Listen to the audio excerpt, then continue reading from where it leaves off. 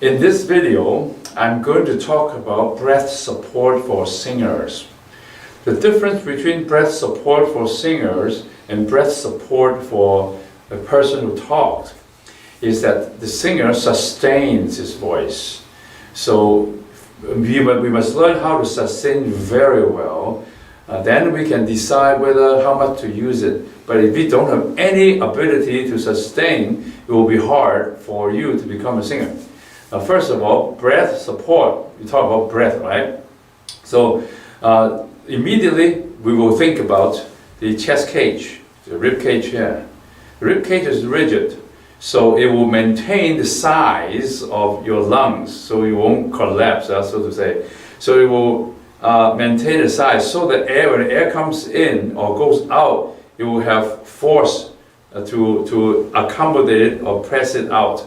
But the action of the rib cage is large, so it will expel air very fast, a lot of air very fast, and suck in air very fast.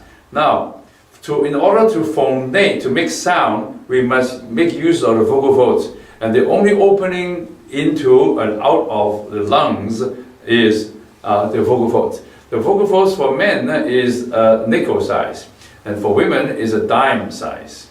So for a dime size, the breath then is not going to flow out a lot at the same time. So, but if you breathe too hard, you cannot breathe a lot of air at the same time. So in order to breathe properly, one has to regulate the airflow, and that's what the diaphragm is about. The diaphragm is half dome size. This is the front, this is the back. And when the diaphragm is constricted, like this, it will draw air in right away because the rib cage would not come in fast enough. So this kind of effect is called the diaphragmatic spasm, is causing a hiccup. So hiccup is actually air coming in too fast, the wrong way. The wrong way means the valve, when you come in like this, it will force it to close. So that's the hiccup effect, like ha, ha, is what happens. Now, when you breathe for singing, you must allow, first of all, the rib cage not to interfere with a very subtle, very even flow of air, which will produce a sustaining voice. Now that work has only been able to be maintained or done by the diaphragm. The diaphragm is a sheath muscle. So therefore, you must coordinate the diaphragm so that it will give you a very even and subtle breath flow. Now to do that, I must illustrate. First of all, in order to let the diaphragm work effectively to control the airflow, which is a sheath muscle, you must control the movement of the rib cage. See, if the rib cage is not moving, the diaphragm would have to work. Then when it works, because it is a sheath muscle, it will effect a very even flow through your glottis here. The vocal folds, the hole here is called glottis. Now, in order to do that, we must know why we have to do that.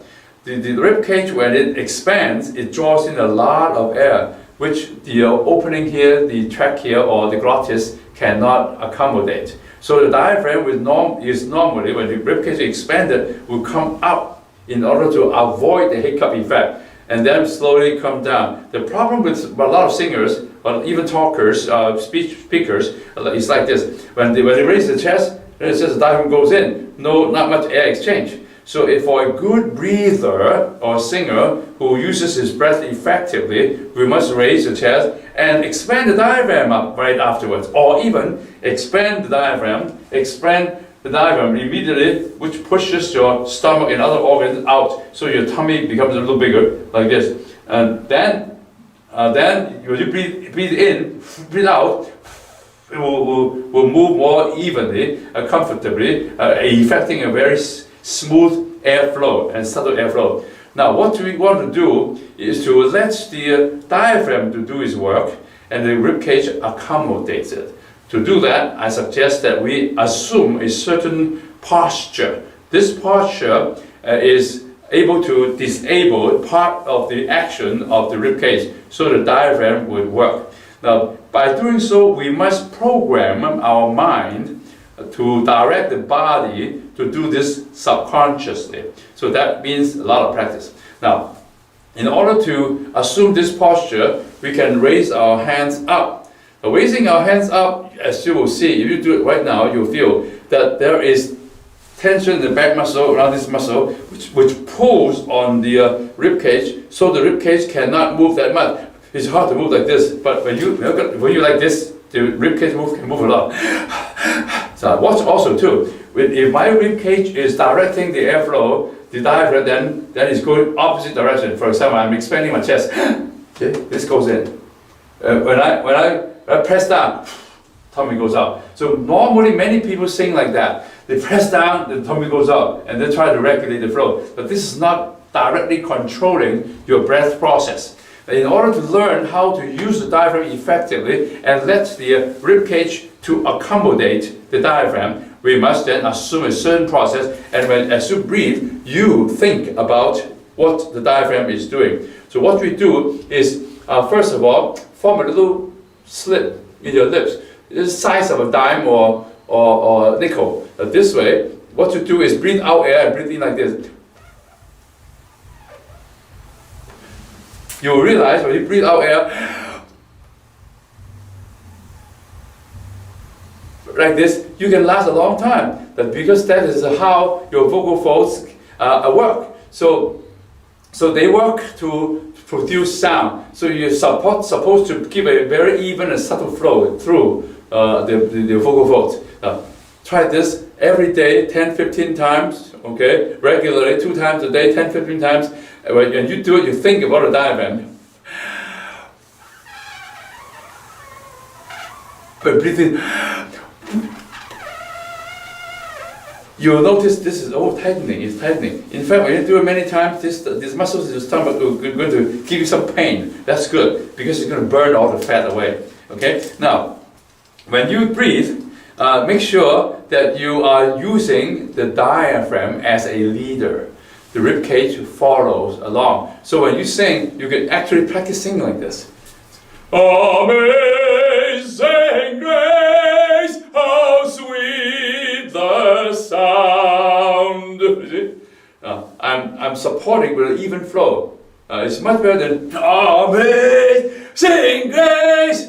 It's going to allow you, make you use your mucous membrane, which I'll explain in the next video, to grind. Once you grind, you get a hoarse voice. So teachers start Monday good, Tuesday little hoarse, Wednesday hoarse, Thursday very hoarse, Friday no voice. And the rest of 2 days of rest wouldn't help you. So by about like one month or two, your voice is gone. So in fact, if you breathe very well, you can talk a long time. And then using technique of phonation and resonance, you're going to be able to sing or talk 3, 4, 5 hours a day without getting hurt. So Monday is as fresh as Friday. See? So now, also make sure that you know when you breathe, breathing should be a relaxation exercise. In other words, when you first sing, you were relaxing and very nice. After an hour singing, you get very tired. If you breathe properly, each breath is going to relax you and revitalize you, start you afresh. So therefore, make sure when you sing, you breathe enough. Breathe more, maybe up to 90%, and sing it all the way down to 20%, 15%, and maintain the same flow. Now that can be done only by raising your arm, breathing like that. Then after a while doing this, you lower your arm and maintain the same chest position. Breath then comes in, very, very flexible. So remember, breath is life. And also breath is life for singers, because when you take a breath regularly in the right places, exercising control of breath, phraseology, and so forth, only take breath in after you finish a phrase, then you regulate your airflow. When you regulate it very well, you'll be a good singer. Breath is life. Breath saves a singer. Breath rejuvenates a singer. Breath makes a singer tirelessly singing.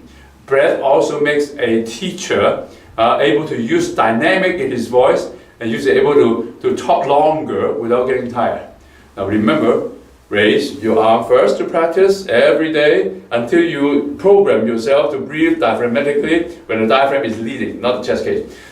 Then when you walk around, you talk and you sing using your diaphragm, then your voice can reach very far and activating resonance and so forth, which is in the next video. And good luck to you, and practice breathing every day because air is free of charge.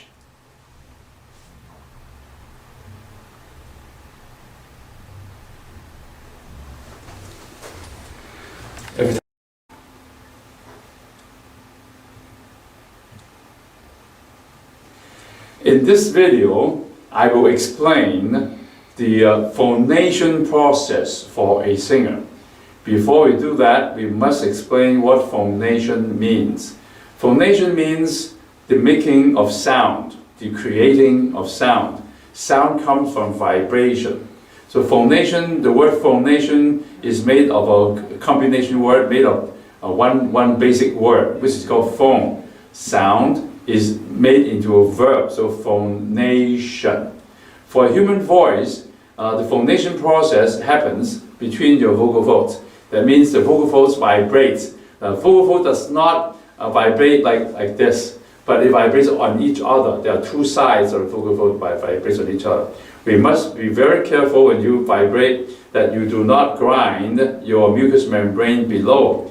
Mucous membrane is soft material. It has nerve endings, also blood vessels in that area.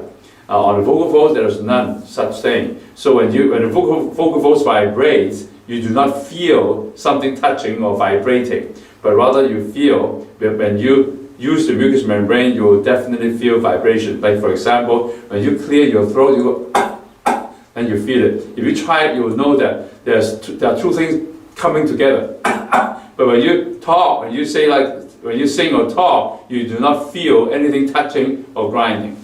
Now this is important because when you grind your mucous membrane below, like this, and below, it will thicken, it will hurt the skin there, and then thicken the vocal folds, then it will make your voice hoarse. Air will come through, then you will start prematurely the phonation process. At the same time, it will rupture your mucous membrane. So never sing like Louis Armstrong. That is grinding purely the vocal fold, mucous membrane.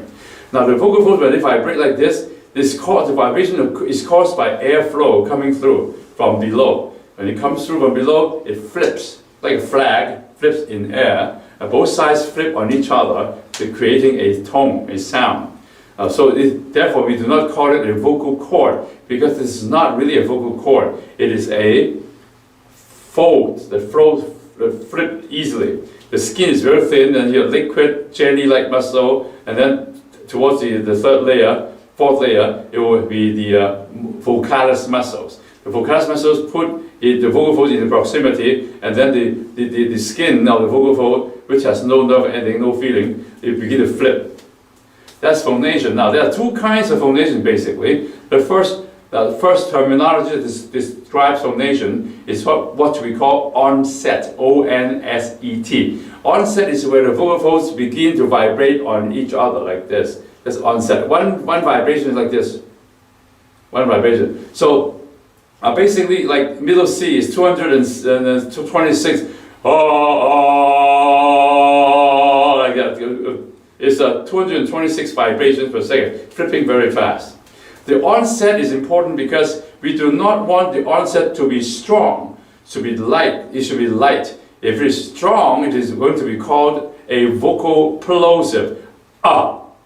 So anytime when you talk, use any word that starts with a vowel, you will have what we call a glottoplosive. The glottis means the opening between your vocal folds is called the glottis. So glottis, a glottoplosive, like this, Now this kind of exploding phonation is easily hurting your vocal folds. So you want to have the onset really light so it would not be a plosive. Plosive is going to hurt your voice, but we do use that, but use them very carefully. like I am ugly. You don't say I am ugly, but what do you say? I am ugly. So that will be easier for your vocal folds. Then the phonation process also changes when you go up really high. When you go up to a middle range like the C or D, you begin to feel some tension in the vocal folds. Normally, if your vocal folds are thinner and shorter, your feeling of tightening of the vocal folds is going to be much higher. But when you are baritone, you probably by B or C you begin to tightening a little bit. By D and E, you're going to tighten. The reason is the vocal folds need to vibrate faster. But then the vocal folds cannot vibrate that fast. It will close the front and the rear. The front right here, you can touch it like a V-shaped thing. The front and the rear is closed. So this closing action allows the vocal folds to vibrate with a shorter distance, shorter length. So the pitch that you want to produce could be produced easier. However, this tightening is going to trigger your other muscles to tighten up too. So therefore we have what we call a vocal fatigue. Vocal fatigue. Which happens when your breath is not able to go through the tightening vocal folds in a smaller opening, not enough to produce that particular pitch, probably on D, on E flat, or E, or F, then the vocal folds begin to be tightened even more. When you tighten even more, you will trigger the other muscles to be tightened. So your shoulder muscle will be tightened while doing so. So therefore, breath support is number one in singing. Phonation is number two. If the breath support is not strong enough to set the vibration, then the vocal fold will have to tighten more. The more it tightens, the more trigger the other muscles to tighten up. So you will end up really tight and can't hit the high notes. Therefore, we must allow the vocal folds to do its job, to vibrate in the most natural way, without additional pressure. Now, this can be done by more support, breath support. Now, when you cross up higher to a higher note, you need to work with what we call registers. Registers. There are resonance areas in your head. So when you go to a certain level, you have to use those areas for resonance. So therefore, we release the vocal folds from extra pressure. So that will be our next video. Thank you.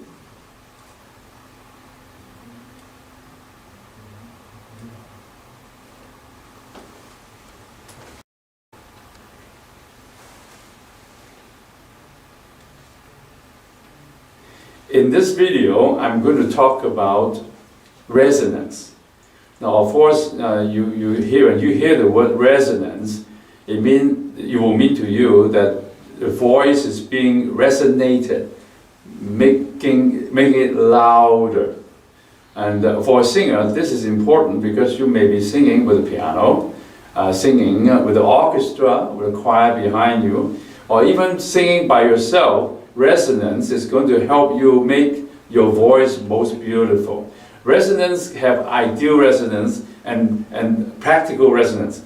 Ideal resonance is when you sing with perfect voice, perfect resonance, beautifying every note, every vowel, every consonant. Now that's called bel canto.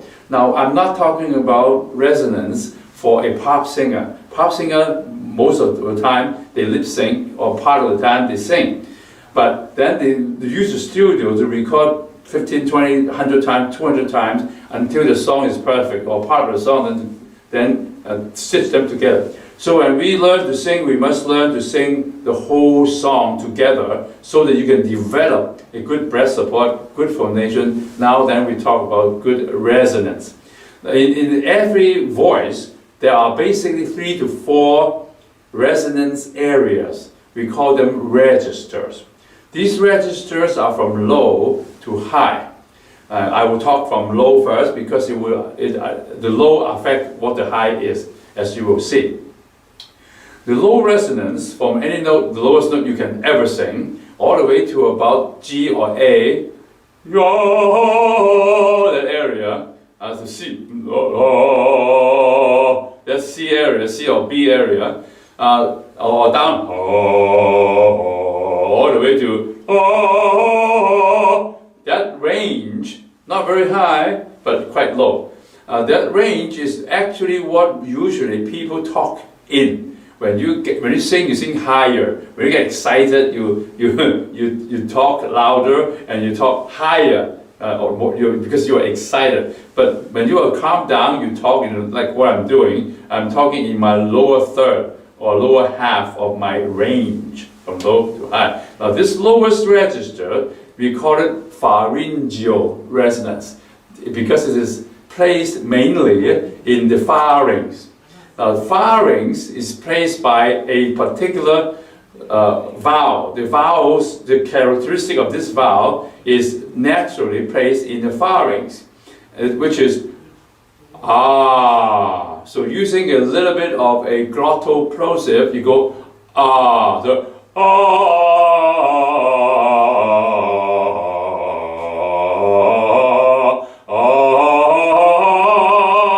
This is called a pharyngeal resonance.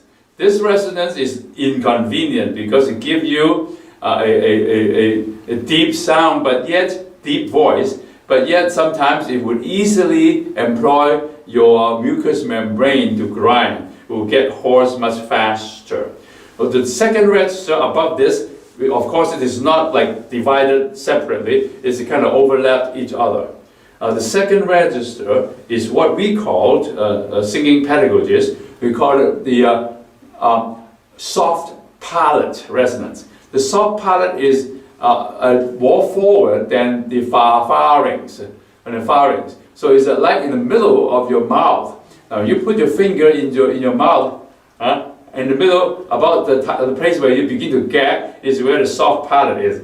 The hard palate, which is more forward, has a wrinkling ceiling, a really rough ceiling. But when it gets smoother, it's a soft palate. Now, the soft palate is placed easily by the vowel or, and also the consonant of G, like a K or a G, caw or gaw. Such consonant and vowel combination will naturally place your voice in the soft palate. Anywhere from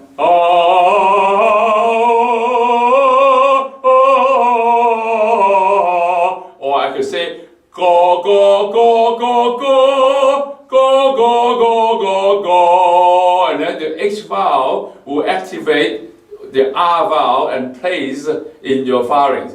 Ha ha ha ha ha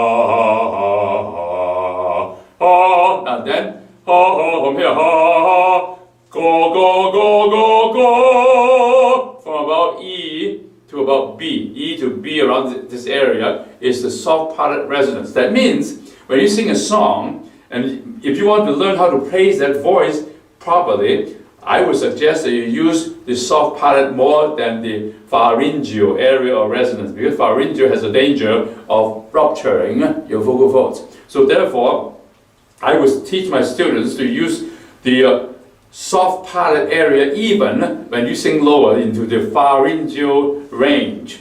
Pharyngeal range like this: go go go go go go go go go go. This is easier. It's a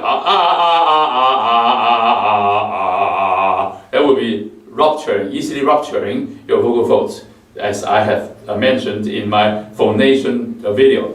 Here, the soft palate is go. So when you sing any song within this range, from D to A to B, that area you should use the go vowel. I even suggest students to sing the whole song through go. Unless you get up more than a C or B or C, then you go to hard palate, which I will talk about. So go is a good vowel to use for singing any song when it is in the lower half of the treble clef.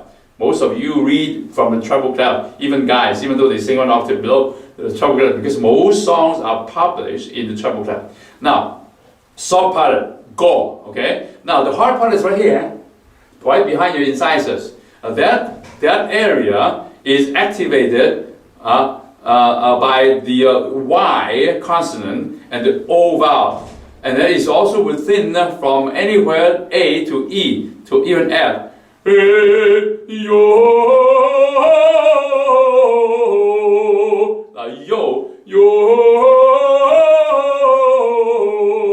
So when you I would suggest that if the notes of this any song within the lower half of the treble clef, the clef that you sing from, then you use go, and above low upper half of the treble clef you use yo. So for example, Amazing Grace, I would sing go go go go go go go go go, or even sing yo, because there's no problem at all using yo, because yo is a little higher. It will in the low range. It will reach to the soft palate. So like this, yo yo yo yo yo yo yo yo yo. Now make sure that you know that when you have you want to have good resonance, you must allow your inside of your mouth opening a little bit slightly bigger than the opening, the lips. So therefore, when you sing. When you watch singers sing, you see their lips go oh like that. You know why? Because they need to provide a good resonance in the mouth, like this, oh, like that. So make sure you stick your lip out a little bit, but tuck in your chin like a de. Order, you are eating some order. Yo, like that. Now yo is the hard palate, which is between A, B, and all the way to F. So. Yo yo yo yo, this is F now. Yo yo yo yo yo yo yo yo, go go go go go go go go go yo yo yo yo yo. These are all soft palate and hard palate. These two are the most important resonance areas, because when you do it well, you will reach higher up to the turbinate area. They call it sinus. Sinus resonance is established. Using a few vowels. For example, the ye, ye. Now watch me go up to F and G. Yo, now this is yo, this is a hard part. Yo, yo, yo, yo, yo. Now I'm activating here the resonance inside here. Now the yo is important because it rings here. Now voice vibrations, the tone of the voice, tend to seek its own resonator. Since we cannot move any muscle inside the sinus or the turbinate area, we have to then use natural quality of tones. When it is activated, ringing in your mouth, it will activate the harmonics in the air, so that you could be singing soft, but yet people from a distance can hear you. You can have a loud orchestra behind you or before you. When you sing with good resonance, even though your volume is lower, not very loud, people can hear you. That is called resonance control. Hard part is yo yo yo yo. Now I will shift to turbulent yo. Now that's important. Yo yo yo yo go go go go go. Now from B to B all the way to F and to G. So that is a range most people would have to learn how to sing in. If you sing very well in this area, you will then be able to manipulate the resonance of your voice. Then you can effect a dynamic change, very loud or very soft, like this. Yo, loud, right? Yo. Now notice I move a little bit on the E flat. I move a little bit of the resonance into my turbinate area. So when you practice the song, first of all, you must find the whole song. What is the registers involved in the melody? If it is lower half of the treble clef, use go. Upper half of the treble clef, use yo. And beyond that, go F, G, A, go to turbinate. But you have to activate these two areas first and let them ring, so that you can begin to employ the ringing sound and let it seek its own resonator up here as you sing high. So there goes, we have 1, 2, 3 register. 1, 2, 3. The fourth register is the turbinate area. The fifth here is the head tone for girls. If I sing falsetto, you may hear it. You hear it ringing here.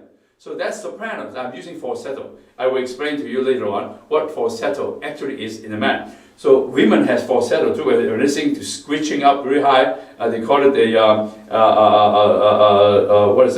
dolphins, squealing of a dolphin. But anyway, these are the different registers. Now, again, when you practice a song, make sure you use go in the lower half of the treble clef, use yo in the upper half of the treble clef. Okay, use it very well. Then once you start to do that, you begin to then sing the song, using go and yo to sing the song.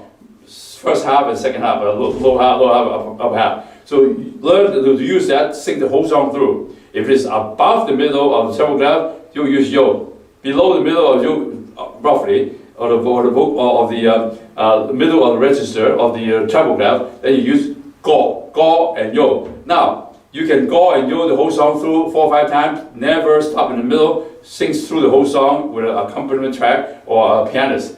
So after you sing through yo, go and yo, then you try to put in the words. Now when you learn to sing a song like Amazing Grace, Amazing Grace, you do not sing the words first.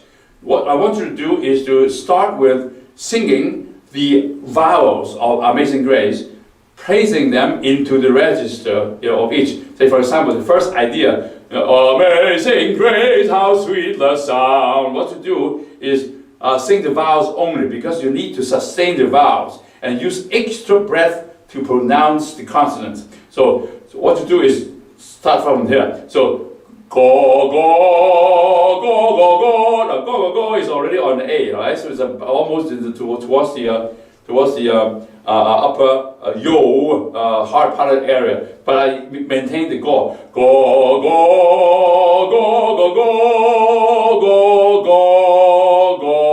Then put the vowels in.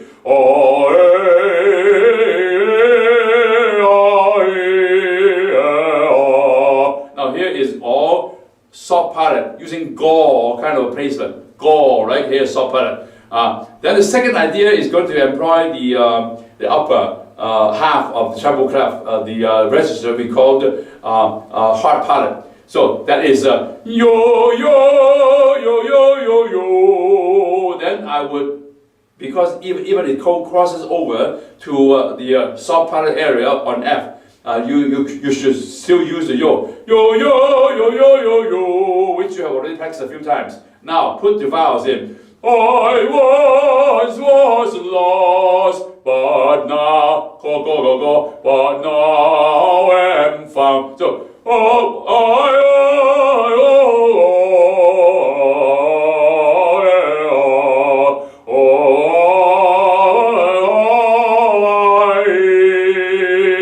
in the next video, I will talk about diction, how you modify your vowels and consonants in order to let the audience get the word more clearly. At the same time, you are not pronouncing the word as you talk. Now here, so that you practice, use go and yo, lower half, upper half, and then put the vowels of the song in it. Then, when you sing the song, you use the same technique you use to emphasize all the vowels of each range, each register, but put in the consonants. So it goes like this. Is a glottal plosive. Glottal plosive is starts from the pharynx. So use the very light onset. Is amazing. That's not good. Amazing grace, how sweet the sound that saved a wretch like me.